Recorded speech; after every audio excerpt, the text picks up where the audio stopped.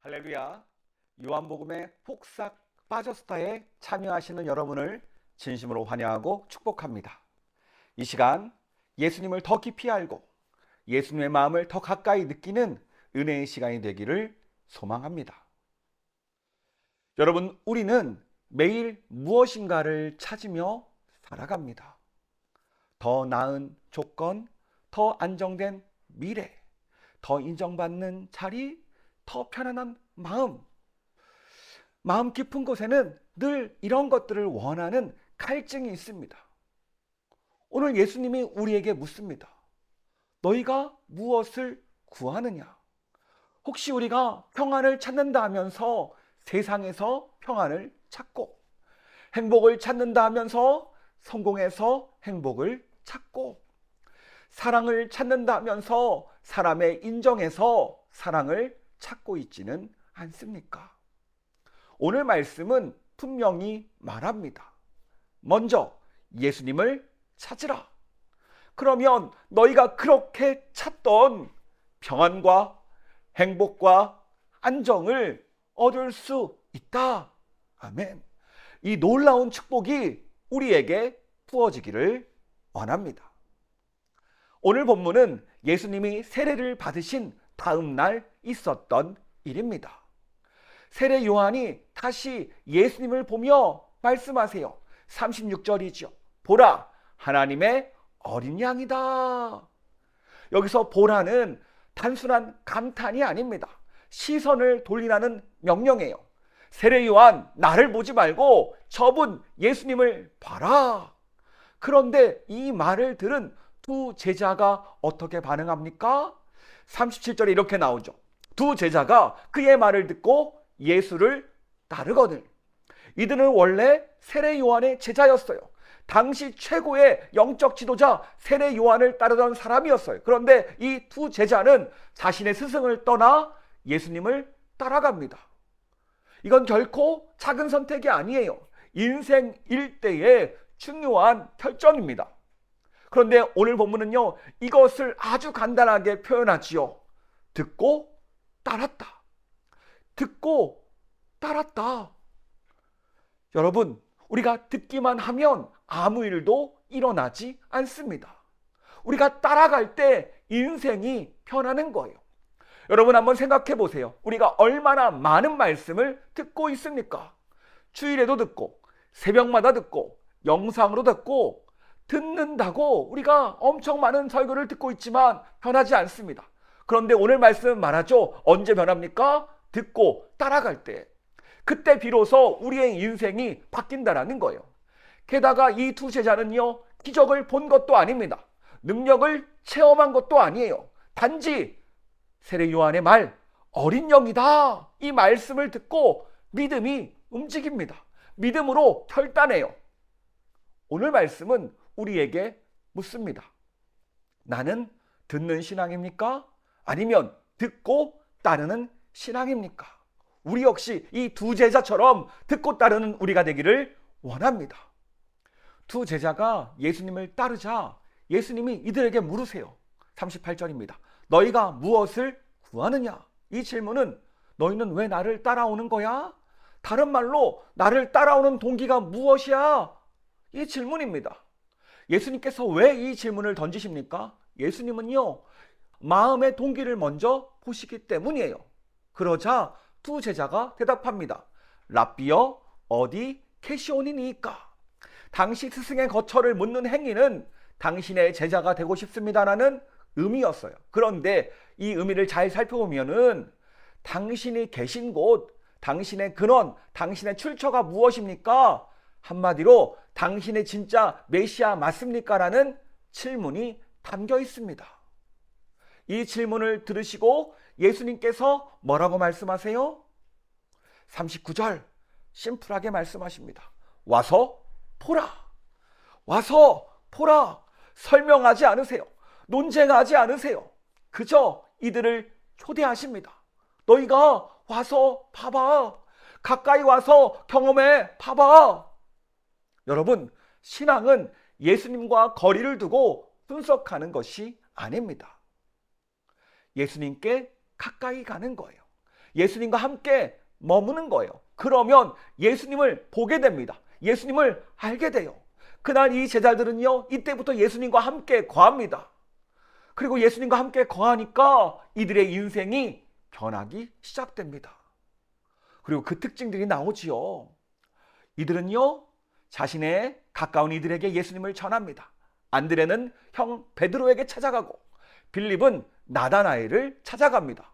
가까운 사람에게 예수님을 전하기 시작해요.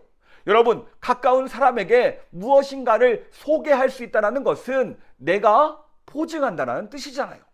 예수님을 만나니까 정말 예수님이 메시아입니다. 당신도 함께 했으면 좋겠습니다. 이 복음을 전하게 된다는 거예요. 그리고 우리는 이 장면, 예수님과 베드로가 만나는 장면을 통해서 예수님의 시선을 보게 됩니다. 42절에 이렇게 말합니다. 데리고 예수께로 오니 예수께서 보시고 이르시되 내가 요한의 아들 시몬이니 장차 개바라 하리라. 장차 개바라 하리라. 예수님은요, 현재의 시몬만 보지 않습니다. 말보다 주먹이 없사는 베드로만 보고 있지 않습니다. 훗날 교회의 반석이 될 베드로를 보셨어요.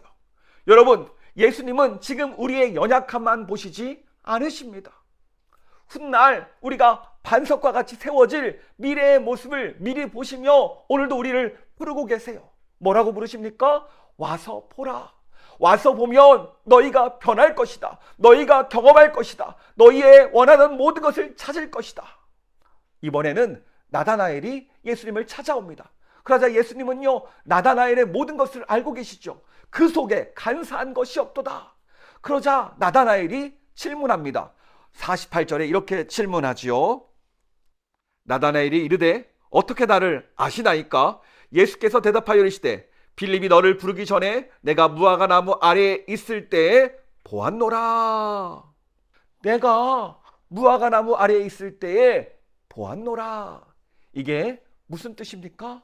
예수님은 아무도 모르던 그 자리, 아무도 모르는 그 고민을 먼저 알고 계셨다는 거예요. 그러니까 이 나다나엘의 마음속 깊은 곳까지 먼저 알고 계셨습니다. 진리를 구하며 마음속에서 혼자 씨름하는 그 문제를 예수님이 먼저 알고 계셨어요. 오늘 우리도 마찬가지입니다. 예수님은요, 이미 모든 것을 알고 계십니다. 우리가 예수님을 찾기 전에 예수님이 먼저 보고 계셨어요. 우리의 형편도, 우리의 고민도, 우리의 눈물까지도 다 아신다라는 거예요. 그래서 우리에게 말씀하십니다. 와서 보라. 와서 보라. 와서 보면 너희가 찾던 그 필요를 누가 채워주는지 경험할 것이다. 우리가 예수님의 말씀대로 와서 보면 무엇을 경험합니까? 51절에 이렇게 말하죠. 또 이르시되 진실로 진실로 너희에게 이르노니 하늘이 열리고 하나님의 사자들이 인자 위에 오르락 내리락 하는 것을 보리라 하시니라. 이 말은요, 예수님만이 유일하게 하늘과 땅을 이어주는 통로라는 뜻입니다. 하나님께 갈 수 있는 유일한 길, 바로 예수 그리스도. 그 십자가 은혜를 우리에게 미리 알려주고 계십니다. 이 시간 이 주님을 붙잡고 와서 보고 따라가는 우리가 되기를 원합니다. 오늘 말씀을 정리합니다. 예수님은 어떤 분이십니까? 예수님은 하나님의 어린 양이십니다. 메시아이십니다. 나의 중심을 아시는 분이십니다. 그리고 하늘과 땅을 잇는 인자이십니다. 그렇다면 오늘 주님이 나에게 주시는 말씀은 무엇입니까? 저는 오늘 이 말씀이 마음에 남습니다. 너희가 무엇을 구하느냐? 오늘 예수님은 우리에게 묻습니다. 너희가 지금 무엇을 구하고 있니? 그리고 말씀하십니다. 와서 보라. 나에게 와라. 그럴 때 그 필요를 채워주는 것을 경험할 것이다. 이 음성이 우리에게 울리길 축복합니다. 그렇다면 오늘 무엇을 실천하시겠습니까? 가서 보겠습니다. 예수님과 거리두기를 끝내겠습니다. 말씀 안에 머물겠습니다. 받은 은혜를 전하겠습니다. 이 결단이 우리의 결단 되기를 원합니다. 세상은 많은 것을 찾으라고 말하죠. 그러나 예수님은 이렇게 말씀하십니다. 와서 보라. 오늘 하루 예수님을 찾는 사람이 아니라 예수님을 만나는 사람 되기를 축복합니다. 그럴 때 하나님의 어린 양이신 예수님, 메시아이신 예수님, 나의 구주이신 예수님을 실제로 경험하게 될 줄 믿습니다. 아멘. 기도하겠습니다. 하나님 아버지 감사합니다. 오늘도 요한복음에 폭삭 빠져서 예수님이 누구신지를 깨닫게 하시고 알게 하시고 예수님을 따라가게 하시니 감사합니다. 오늘 말씀 붙잡고 정말로 예수님을 따라가는 우리가 되기를 원합니다. 오늘 무엇을 걱정합니까? 무엇을 구하고 있습니까? 오직 예수님을 따라갈 때 그 모든 것들이 채워줄 줄 믿습니다. 이 놀라운 은혜를 경험하는 우리가 되게 하여 주시옵소서. 주님께서 함께 할 줄 믿습니다. 우리를 사랑하시고 우리를 축복하시는 예수님의 이름으로 기도합니다. 아멘.